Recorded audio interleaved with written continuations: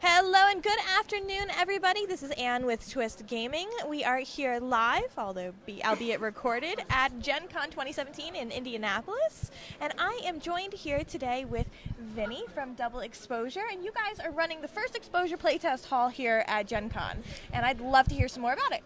Sure. The First Exposure Playtest Hall is now in its 6th year. And we are really rocking in here. We have over 120 designers showing off over 170 game concepts that are unpublished. So many games. Unbelievable. And we've got them all slotted in here so that they are playtesting these games. We're running over 4,000 people through in 27 slots, and all these players are enthusiastic about giving their feedback to these games, to the designers. Some of them will appear in rule books and in future publishing of the game, and nice credit. And all of our designers are getting loads and loads of information from the playtesters, all of whom are choosing their games based on little descriptions we've got, so that everybody's interested in what they're playtesting. That is awesome. Now, you guys, first of all, this is such a great feat to put together. I know you guys have been working so hard to make sure that this goes off without a hitch. And you guys are also very good at matching up, like you said, your designers with your playtesters, which isn't something I think is done very much. So can you talk to me a little bit about that? Sure. There are a lot of playtest events in the world. And one of the interesting things about them is that they mostly give space for designers to sit and playtest their games. We go an extra step here at First Exposure in that we produce a framework in which we are guaranteeing all of our designers that their tables are going to be filled with the exact demographics they're asking for. If a designer wants to play test their game with 4 women who are between the ages of 30 and 50, we're going to give it to them in here. And every single slot and every single game goes off that way, with us filling their seats with people they want to play test, and that's the extra care we give to them. I think that's phenomenal. And on the playtester side of this, you had talked to us a little bit at Origins about how most of these playtest conventions, the attendees are the ones who are paying the price tickets to get in to go and playtest these games. Now here, for the playtesters, it's the designers that really are picking up the cost of the playtesting. That's right. So you're getting the right people coming in, and they're getting the opportunity to come in at no cost to play these games. That's correct. The tickets are free. They're available through the Gen Con system, but they're all $0, and anybody who walks in without a ticket gets placed on a standby line for free. And we generally seat just about everybody who wants to be seated with all of our designers that are in that particular slot. That's awesome. Have you seen any games on the floor today that have kind of piqued your interest, or you've gotten your eye on this round? So last year it felt like there weren't a whole lot of new designs that were coming out, but this year we seem to be chock full of new ideas and concepts. That's awesome. So I do have my eye on a few things, which I don't want to identify on camera because I have to go tell my Envoy companies about them first. That is a nice little segue. Can you tell me a little bit about how Envoy works? Sure. Envoy is our organized play program, and Double Exposure runs this nationwide year-long for over 60 publishers. We handle marketing for them, for our publishers, and we handle their street teams for demos at big conventions like this and small conventions around the country and stores and groups. And we get people playing their games everywhere. So this is the 2017 playlist here. Now, you've got pages and pages. I mean, I know that you've said the number, but sometimes looking at it visually of just how many pages of games are there with little descriptions of each of the games is just super. And one of the interesting things, you were talking about the little perks that we give to playtesters, is we don't just list people. We actually work with our designers, a lot of which are on their first games, first time at Gen Con. Before the convention, we actually work with them. We proofread their copy. We make suggestions. The artwork that's flashing on this front TV over here, I've sent back slides to people saying, this doesn't tell me anything about your game. Go redo it. So we actually mother these people and make sure that they have the best possible start they can in our industry. And you're definitely the right people to do this. How long have you been doing this? Since 1992. So you definitely have all of the experience in the world to be passing down to these designers, which is such a nice thing when you're going the first time around have somebody to hold your hand and show you the ropes, really. Yeah, there's some interesting dichotomy in the gaming industry that some some high-level designers that have been around forever say, people are getting coddled too much and everybody thinks they can make a game. And our philosophy is everybody can make a game. And if they can follow through and if they can be detail-oriented and actually put the work into it, they deserve a shot. And Double Exposure is here to give them that shot. I think that's really awesome. That's really great. Vinny, is there anything else that you would like to make sure that our viewers know about Double Exposure? Sure. The one interesting thing about First Exposure is that it's an offshoot from Metatopia. Metatopia came first. That's the Game Designers Conference the weekend after Halloween in Morristown, New Jersey. We have hundreds and hundreds of designers from all over the world coming to Metatopia. People call it the summer camp for game design. And after two successful Metatopias, Gen Con reached out to us and said, can you run First Exposure for us? This is something we want to do. So the interesting difference between Metatopia and First Exposure is that while at First Exposure we have to rely on the randomness of the people who are here at Gen Con, at Metatopia we have complete control over everybody's schedule so that we actually craft an entire weekend for each of our designers. And it's that same philosophy again where the designers will come to you and say, hey, listen, I'm designing a game. This is who I am intending on marketing my game to. Can you get me these kinds of people so that I can make sure that my game is going to appeal to That's this right. market? And a lot of times now it's going to be peer designers who are going to help. And for a lot of our baby designers at Metatopia, we've implemented a new feature at the convention called the Crying Couch. That's where people can go and cry out the fact that some high-level designer just told them, your game sucks. Start over. Sometimes, though, it's that honest kind of Sometimes advice they need to hear it, yeah. From somebody who's experienced and knows what they're talking about. That is exactly what happens, and that's what Metatopia is all about. That's awesome. That's very awesome. And now you've got DexCon coming up again after Metatopia, but we're talking into 2018? DexCon is July. The winter convention is called Dreamation. That's the one. Dreamation is the seat of basically the indie role-playing industry.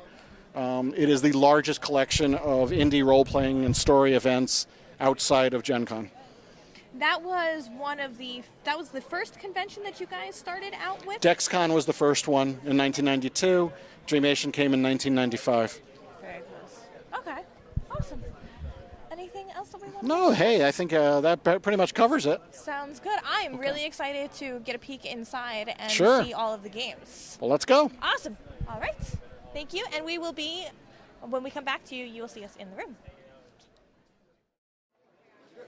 Hi guys, and welcome back to Twist Gaming. We are here at the First Exposure room at Gen Con 2017 with Vinny, and we are about to get my first look into the room. Come on. So you have how many designers in here again right now? I think it's 122 total designers in here. They've all paid to be here. They've all paid for 4 slots each of 2 hours. They've paid for us to handle and schedule them and get them playtesters. Plus we have partners who are along the wall here, 7 partners who are here to talk to the designers about what they can do for them. For example, BackerKit over here, a crowdfunding fulfillment service. They have specialized software that will help a new designer get their Kickstarter up, GoFundMe. Kickstarter, that back end support really is it's amazing. important. Sure. And if you look down here, you're going to see some of the actual game producers. This is the Game Crafter, and they make prototypes for people primarily so that they can actually take their game to something like First Exposure and have a real good-looking copy of the game inexpensively.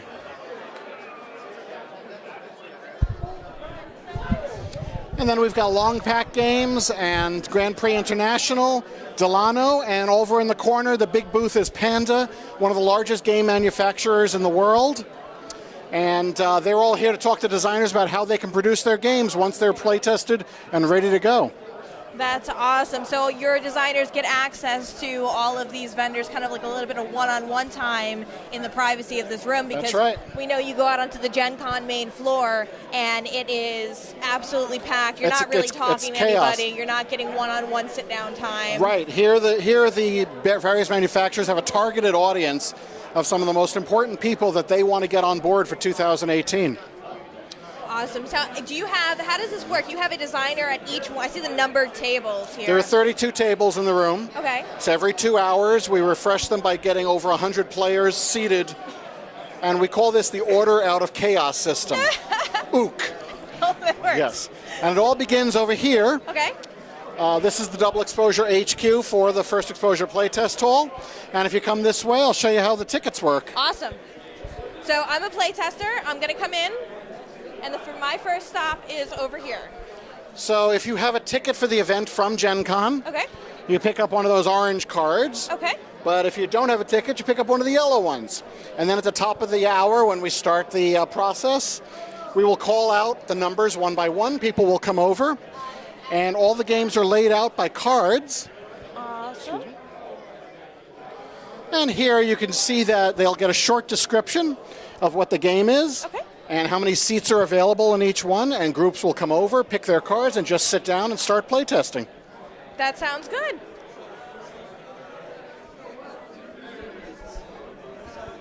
So you've got your playtest listing, again, all over, so people can come in and say, okay, well, Plus what this games television are here available? shows a longer description of each one of the games that's running. So people who are waiting here can actually get a whole description of all the games as it cycles through what's happening at every table. Oh, that's very cool. And our friend Gail Hova, the network's executive, there you go. up here now. His path seems to cross with us all the time. He's also an Envoy client, so I'm glad it does. That is very good. So now some of your designers are pretty much at the point where they now have their banners up to advertise. Right, so they put up their banners temporarily for the 2 hours that they're playtesting that slot, then they can put them up against the walls, and then as soon as they're ready for the next slot, pull it right back over to the tables. Sounds good. Do you have any particular designers maybe that we could snag?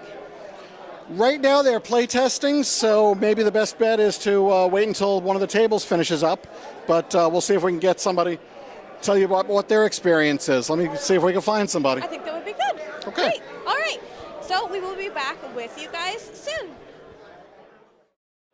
Good afternoon, everybody, and welcome back to Twist Gaming. We are here in the First Exposure Hall at Gen Con, and I am joined here today with Price Johnston. Price, you are one of the designers who are using the First Exposure process or as to help you out with your game, and I'd love to hear a little bit about how that's working out for you.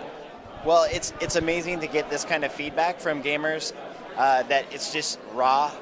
It's not family or friends or circles of people that you know, right. Or just distant relations or whatnot that are on the game. And they're also, battle-hardened gamers that are there. So they're good at looking at problems that will come up. We've already tried to fix several things that never came up in our other playtests. So right. it's great to have that kind of experience at the table. Yep. Very cool. Now, one of the things that I really personally like about this process is that you get to tell the guys at First Exposure, listen, I'm making a game, and this is who I'm marketing the game to.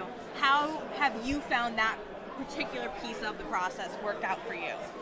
I felt that it was a very solid approach for us to kind of be able to say, okay, we're looking for wargamers, but we're trying to make something that's a little more accessible, and we want to kind of find the right people at the table that would really enjoy that kind of niche, because sometimes in the wargaming community it can get a little bit rule-based, yeah. And we wanted something a little more fluid initially, so it was great that we got the right players at the table for us. That's awesome. Have you been able to take advantage of any of the other avenues that Double Exposure has, like Metatopia, like Envoy, or things of that nature? No, but we plan to. So this is our first time at the Playtest Hall, and we see the validity of what's here, and we really believe that it's like a long-term thing for us. So almost every single game that we're going to be producing, that we feel like this is a route to go. Yeah. How do you feel about having access to the various vendors here in the hall? That was a pleasant surprise. I wasn't quite sure that they would have something like that together, and one of the big problems I think developing games as a designer is getting that game to market, or finding out how am I going to get this game printed and having these companies that are already here that you can go right up to and say, look, I've already got this set, we're ready to go, we want to kickstart up in a couple months, which is what our case is, but we want to figure out what it would take to get this whole package printed and rule books and all that kind of stuff. They're right here, they're ready for you, and it's a great experience for that. So yeah, you got a real like one-stop shop of absolutely. I've got my game, I get to have it tested, everything gets worked out, and this is how I manufacture it, this is how I fund it, this is how I finance it. Yeah. Must be really cool. I thought I was going to have to spend a lot of time on the show floor just going around and trying to figure out, where do you get your stuff printed and that kind of thing. Now that they've got them kind of put together, it's one-stop shop. Very nice. Yep. Tell me a little bit about your game while I have you. Okay. We have a tactical squad-level combat game that's a card-based game. Okay. And this game is unique because it uses a system where dice are rolled and they're on the card itself. And each one of the soldiers that are there within the game itself have a personality. So we wanted to get to the human element within the game design, so it's not just, hey, this soldier is attacking this soldier, and because he has a higher number than this number, I'll just sacrifice him so I can win. Right. We want you to kind of look at their personalities and go, this is a person. I want Sanchez to live. So, he's really good with a rifle, but he's also just the comedian of the group. So all of the guys have personalities, and it's not just numbers. So that was our goal, and that's why we're here at First Exposure, trying to play it up. What has been the response from your playtesters about your game? They're really enjoying it, and that's something that we'd like to see. Lots of smiles. They really got into it. They're kind of hunkered down over the table. That's awesome. And you learn really fast whether or not it's too high of a learning curve, too high or too long to set up. Yeah, they've learned it. We've learned a lot from them, but they are really enjoying it. Yeah. That's awesome. I'm really happy to hear that. I'm happy to hear that you're having a really great time here at the First Exposure Hall. Thank you so much for your time. Oh, thank you. Thank you. Thank you, guys. Thanks. And we are here again at the First Exposure Hall at Gen Con 2017, and we are talking to some of the developers who are using the First Exposure services for their games. Today I have with us... Hi, John Brieger, designer of Beneath the Mists. Awesome. John, tell me a little bit about is this your first time here with First Exposure? This is actually not only my first time here with First Exposure, but my first Gen Con, so... That is super exciting. How are you? Is it as big as you thought it was going to be? Are you a little overwhelmed? I'm overwhelmed. I like to think I kind of emotionally prepared myself, but maybe not. Definitely a bit of a rush. I think the First Exposure Playtest Hall is not overwhelming, but Gen Con as a whole, absolutely, maybe hitting that limit. The main hall is there's a lot of people. Yes. A lot of people. So what is your opinion on the First Exposure process? Are you getting anything out of having the playtesters here? Tell me a little bit about how that's working out for you. Yeah, so I'm a fanatic playtester, so I actually kind of write a whole Twitter feed about playtesting, and I write a blog about playtesting. Very cool. And so it's a super, super, super important process, and if you are a designer, you can't possibly be playtesting enough. Yeah. So one of the things is I recruit playtesters all the time. I have a very big playtesting network, but one of the things that's really unique about First Exposure Playtest Hall is your ability to pick your audience. So if you have a family game and you really need family players, or I have a miniatures game that I'm working on right now, and a lot of the testers that I can recruit are board game players. So I can have people at First Exposure say, who here has miniatures game experience and wants to play this game? And that type of audience selection and audience filtering is something you can only get when you're at a convention and have as big a pool as players as somewhere like Origins or Gen Con. And not only maybe having such a big pool, but also having somebody to coordinate that for you. Because your job here as a designer is, you have your game here. Your job is to really get the feedback and do something with that feedback, and not so much worry about, am I going to have the right people at the table? Yeah. And so I think that to me is the unique advantage here. I think there are people who might live in more rural areas or places where there's not an established board game community for whom just the chance to get it in front of a general public is very important. Right. if you already have a large playtest circle, I think the advantage is in that audience selection. Very cool. How do you feel about the vendors that are here in the room and the access to that? So it's interesting. I think almost all the vendors here are, you see like BackerKit, who's looking at that crowdfunding. You have GameCrafter, a lot of game manufacturers, prototyping services. I personally design only to license to publishers. Okay. So many designers in the room are here to self-publish their games. They're going to put them on Kickstarter. They're going to, or maybe fund their print runs themselves. Right. So those vendors are really aimed at those people who are self-publishing. Mm-hmm. As someone who designs games and licenses them to publishers, nothing here is really for me. Okay. My goal is to polish my game to the point where it gets in front of a publisher. They're going to handle the print run. They're going to handle the marketing, the Kickstarter, etc. So, have you gotten any really great feedback from the playtesters that you've had at your table? Yeah, it's been really good so far. I think it's a lot of little tweaking. This is a game that's almost done that I brought here, so I'm looking at kind of some balance things, a little bit on that. How do new players who are first exposed to it learn it, pick it up? So lots of iterating on wording, player aids, that kind of stuff. A little less on that kind of core mechanic loop that might be on an earlier game. What is it like for you to be somebody who personally considers yourself an avid playtester? You blog about it, you write about it, to kind of be on the flip side of things, and now you're sitting in the designer seat as opposed to the playtester seat? Part of the reason that I playtest so much for other designers is because it's about engaging with your community, right? So if you are the designer who shows up to your friendly local game store and just wants people to playtest your game week in, week out, that's not really engaging your community in the same way it is as going playtesting for other designers, having them playtest your games, trading pools. When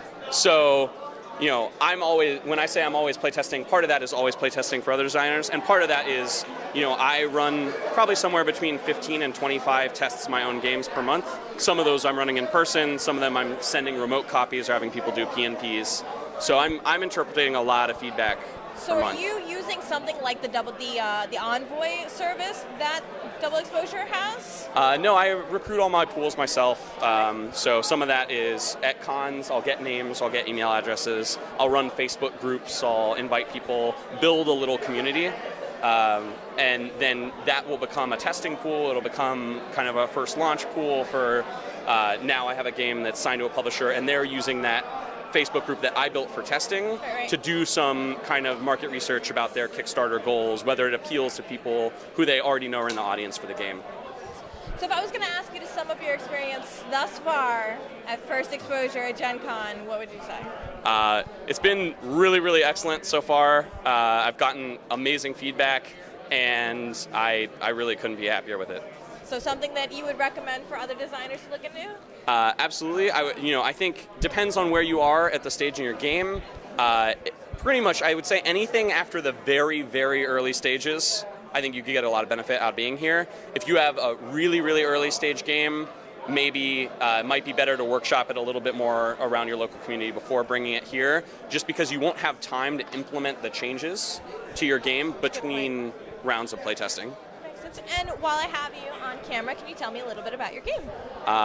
So Beneath the Mists is a fairy tale miniature game where it's essentially capture the flag. You're trying to go into the woods, steal treasure from your opponent, and bring it back to your camp. And so each player gets to pick a classic fairy tale, so it might be Rapunzel, you might be Little Red Cap, and each story plays a little differently. They have different abilities, different mechanics, and everything kind of evolves in this little push your luck system. So the mist grows more and more dangerous every time you go through it, and spreads and grows across the board. Okay, very exciting. I look forward to seeing it when you get to a publisher. Hopefully, actually, someone might pick it up during this convention. Have a couple meetings scheduled, so cross fingers. Fingers crossed. All right, John, thank you so much for your time. I truly appreciate it. Thank you, guys. Hello, everybody, and welcome to Twist Gaming. We are here in the First Exposure Hall at the Game Crafters booth with Tavis Parker. Look at that. Tavis, tell me a little bit about your experience in the First Exposure Hall and a little bit about your services that GameCrafter is sharing with the developers here. Yeah, absolutely. So the GameCrafter is a print-on-demand board game company. So we help people turn ideas that might be on paper or in their head and actually make them into a real thing. So that includes everything from packaging to like game boards to parts and pieces and all that stuff. We make that game a playable thing. So many pieces here, from your miniatures to your cardboard pieces to cards. It's crazy. Yeah, it is. So the First Exposure Playtest Hall is actually really cool because we do have a booth on the Gen Con exhibitor floor where we get to interface with people from all over the world that love all different topics and fan areas. But in here, it's board games, and board games is what we do. So that's why we like to hang out in here as well, because we get to interface with all of our current customers, and these are the people that need our help. So. Awesome. Have you? Has there been a lot of business as a vendor for you? Has there been a lot of business here at the booth from the developers? Yeah. So a lot of the people here are already our customers, so that helps. But and being able to like touch base with them and show them our latest and greatest stuff is always good. But yeah, there's lots of new people here that are first-time designers, and so a lot of times they'll talk to the other big manufacturers that are behind you here on this row, and they need to know that initially you don't want to do a run of 1,500 for your prototype. You want just one. Yes. So that's what we do. That's awesome. I guess that that's really valuable for the designer to have access to you in a more quiet space, because as you mentioned, you do have the big booth out in the exhibitor hall. Right. But it's crazy out there. It is. So, and a lot of times they can't even stay still long enough outside of our booth to get the full story and stuff. So in here they can check out our products, they can just relax, and for the most part it's pretty quiet in here. Yeah, and you get a little bit of room, a little bit of quiet to sit and talk and get information from you. Yeah. That's very nice. So yeah, it's the perfect place for for us to interface with our people. Awesome. Well, great. Tavis, thank you very much for your time. I truly appreciate it. Thanks for having me. Thank you, nice.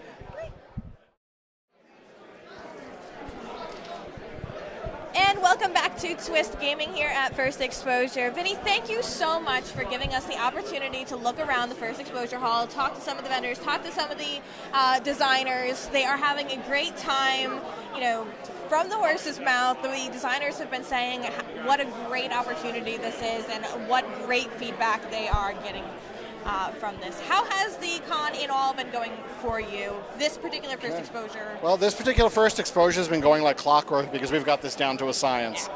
So I'm really happy about that. All of our people seem happy. The playtesters are happy. And really, I just want to tell people, while I've got everybody in the world's attention here, that if you've got a game idea, you've got a design you want to see if you can do something with, come to us. We'll take care of you, and we'll see if we can get you to the next level. That leads me to the next question. How do people get a hold of you? You can always start with the Double Exposure website. It's the portal to everything, so it's www.dexposure.com, dexposure.com. Sounds good. And they can email you, sign up, find more information about not only First Exposure, but all the other conventions and the Envoy service there as well. We take everything from the inception of the idea all the way through the final distribution of the product. Awesome. Great. Thank you again for such a great opportunity to check out your hall. I really appreciate it. My pleasure. And we will catch up with you later. All righty. Take care. Thank you, Vinny.